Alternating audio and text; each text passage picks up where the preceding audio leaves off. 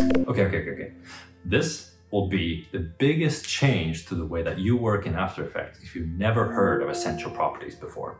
And I know I'm doing a little bit of clickbaity thingy, but it is actually true. I'm not exaggerating when I say that essential properties really are essential. So let's go.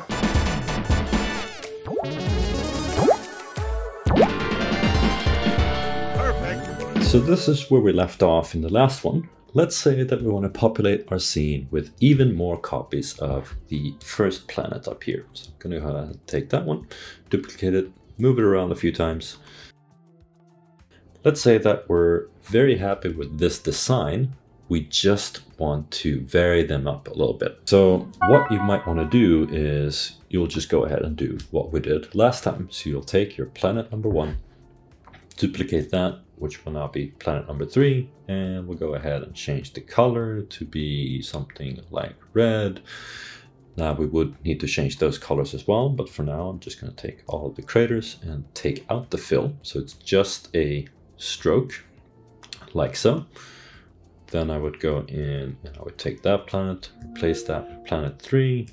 Then maybe we want to have a yellow one, so take planet number 3, duplicate that, and we'll go into planet number 4, change that to be yellow. We'll go back to our scene, and we'll place that one, planet number 4, and so on. You would continue varying it up, all of those different planets, but really all we're changing is the color, right? So there should be a better way of doing this. You also run into the problem of, let's say that you or the client or somebody else down the line says, the colors and everything is perfect, we just want to vary the design a little bit. We don't want to have all of these craters. Could we instead do something like, just go ahead and turn off the craters, and I'll take my pen tool and I'll just draw a squiggle like this and say that this is kind of the texture without the fill. I'll turn on the transparency again. So this is kind of the texture that I'd like to use on all of my planets, but I still want to keep the same colors as we just did in our composition. That's all fine. I just don't like the craters anymore. I want to have a different pattern on my planets. So let's head back here. We can now see that, well, the pattern is updated on all of the compositions called planet 1, but planet 3, the pink one, planet 4, the yellow one, that we just did, they still have the old design because they're just duplicates of the previous version of the planet composition where we then change the colors. So there's a lot of areas where you can run into issues where really you're not looking to make drastic changes. You just want to have the same starting point that you're then able to add some more flexibility to and make changes to. So that's what we're going to look at here. I'm just going to go ahead and remove everything except planet 1. So I just have planet 1. I'm going to remove planet 2, 3, 4 from the project as well. So we have a clean start. Satellite can stay, that one's fine. But for planet 1, I'm going to duplicate that a couple times and place it around the scene.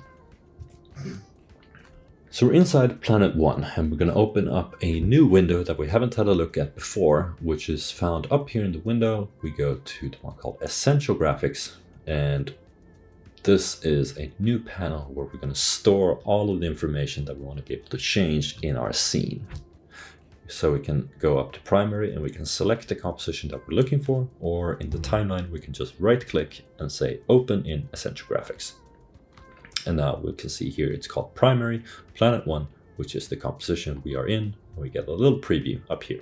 What's so cool about the Essential Graphics panel is that we're able to take a bunch of different stuff found in the timeline, and we can then pull them into this panel, which then allows us to make adjustments in the scene composition instead of in the planet composition. So if I take the color, which is what we've been talking about so far, I'm just going to find the fill. I'm going to find the filled color. If I just drag that in, I get this blue hot zone, which means that I can let it go here. And it's not going to say fill one color. I can rename this to be whatever I want. So I'm going to name it planet color, like so. And you can see that it has our gray color that it's currently used as. If I now back out to my scene, you'll see that all of these planets have a new thing added called Essential Properties, and that's been opened up by default to show you that something new has been added here on all of these layers. If I select this one and I open up Essential Properties, you'll see Planet Color. And now we can just color pick to the yellow if we want. It's going to load for a few seconds, and then that color is now updated. I can just go through like this and make adjustments to the color of all of my planets. I'm just using the Planet 1 composition. No other copies have been made, no other adjustments. I'm just going through and making changes to the color that all of these compositions are using. Like so. And why this is so nice is because I can now go back to my Planet 1 composition, and I might change my mind again about the pattern and say, I now want to use a pattern that looks like this instead. Just turn on the preserve transparency, so it's like that. And when I now back out, you'll see that all of them are now using that pattern, but they still retain their colors that they had before. Now, color obviously isn't the only thing we can change. Like I said before, pretty much anything from the timeline can be added here. So what I'm going to do is I'm going to take the roundness, for example. I'm going to take the size. I'm going to take the shadow opacity. And just drop all of those in here. And just so that we don't run into any issues, for now, I'm just going to delete the planet outline. There are clever ways of connecting the planet outline to the planet so that the planet changes, the outline also changes, and that is stuff that we'll be looking at in the expressions lesson, which is coming up a little bit later on. I'm back in my scene, and I can now see all of these properties that we added have now been added to the essential properties of all of my planets as well. So again, looking at the red one for now, I can change the planet roundness to 0, which gives us a square instead of a circle. I can also turn up the shadow opacity, and I can change the size of the entire planet. So we're moving very far away from a round planet, but all using the same asset, where I could make a bunch of adjustments to all of these. So if I want to have a more sort of rounded rectangle planet like that, more of a pumpkin shape, I can easily do that. If I want to have more of a pill shape, like the glass dome that we did when we designed the spaceship, I can also do that with the same asset. And I can just keep making adjustments like this, like removing the shadow completely, if I don't want to have that shadow at all on this planet.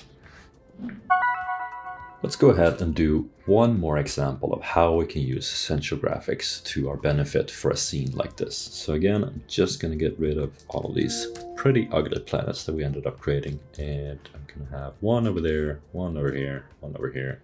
Just change those colors slightly so that they're a little bit different, and we'll stick with 3 planets for now, like so.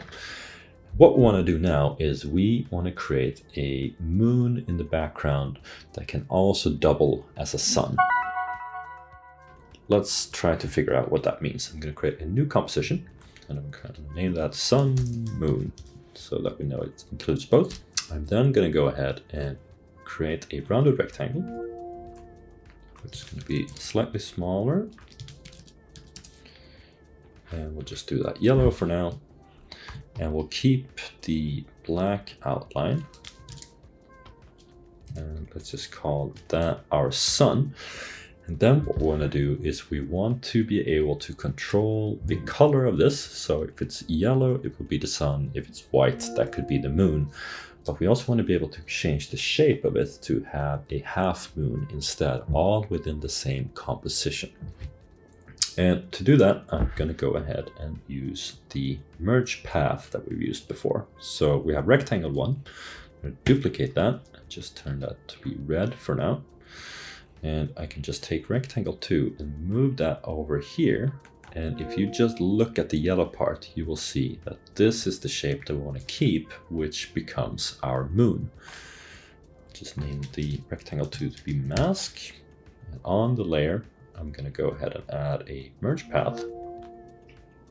change that to be subtract and swap the order just like we did in previous lessons. So we have rectangle 1, mask, then merge path. Merge path is set to subtract, and the color of all of this can be, this is going to change, but that can be yellow for now. I can actually have my mask move, so when it's over here it's looking like a full sun or a full moon, and then when it's moving like this it becomes more of a moon until the moon eventually even disappears completely, if we want to go that extreme. So if I want to be able to control this in my scene, these are the different elements that I need to add into the essential properties. I'll just go ahead and move that one out of the way completely, and we'll right click, say open in essential graphics. What we want to have in here is our fill color, the one at the bottom of the merge path, so the one that's currently set to yellow. Just going to drag that in. And then we need our mask, and for the mask we need our rectangle position. So you can see that when I move the position numbers here, the rectangle changes. So we'll just move that up, and that name doesn't make a whole lot of sense. I will just name that mask position instead. And we can fill color like so. I'll then go back to my scene and drag in my sun, moon asset. Just scale that down. So let's say that this is our sun that we have here. We don't really need to make any adjustments at all to this one. We just want to have a yellow circle, and then we'll duplicate that and move that over here. And this is where we want to have our moon. To make it look more like a moon, I can up essential properties, and I can change the fill color to be, let's just go 100% white, like so. And then I can start to move my mask position to start cutting into this shape like that. And now I have a moon and a sun created from the same composition, which means that if I go in here and make any adjustments, like adding a texture, like so, just get rid of the fill, and do that. I now have that same texture on both assets because they're created from the same composition. I'm just controlling what we're seeing in the final scene through essential properties.